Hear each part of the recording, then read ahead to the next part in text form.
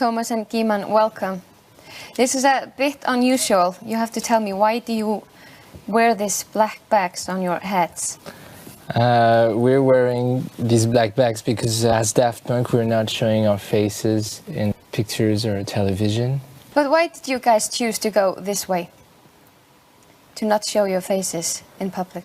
I think it was just an idea to come up with a different approach creatively and to create a universe, a visual universe, and giving something else. So we started to use images of robots, and we thought that it was interesting to separate the physical image and with the creation, and that's really why we wanted to try to do things differently like that, and also keep being anonymous was something that we found was interesting. Okay. Your music, what I guess people would call this electronic dance music. What inspired you to go into that kind of music? It was just an interesting creative environment originally that we met or found being teenagers in Paris, in France. Guiman, I just want to make sure, are you getting enough air in there? Are you okay? Yeah. Yeah. Sure, I'm okay. But you're here to promote your movie, Electroma. Yes. What is that about? This movie is our first feature film. It's an experimental film about two robots that are trying to become human. It's a kind of a road movie.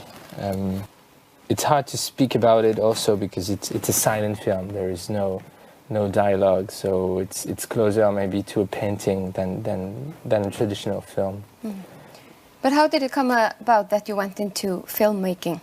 We've been wanting for a long time. Daft Punk has been like an opportunity for us, a creative opportunity or vector to work around different media and different art forms. We've been making an animation film in Japan for 4 years, a few years ago, and we've been making furniture also with the company Habitat in Europe, and we've always been interested in creating, and obviously film is probably the ultimate form of creation as it combines sound and images and teamwork also, which is really different from just being the two of us in a studio or at home making music. So we really cherish and respect creation in all forms, and filmmaking has always been, I think, as it is for many people, fantasy and an ultimate way of creation.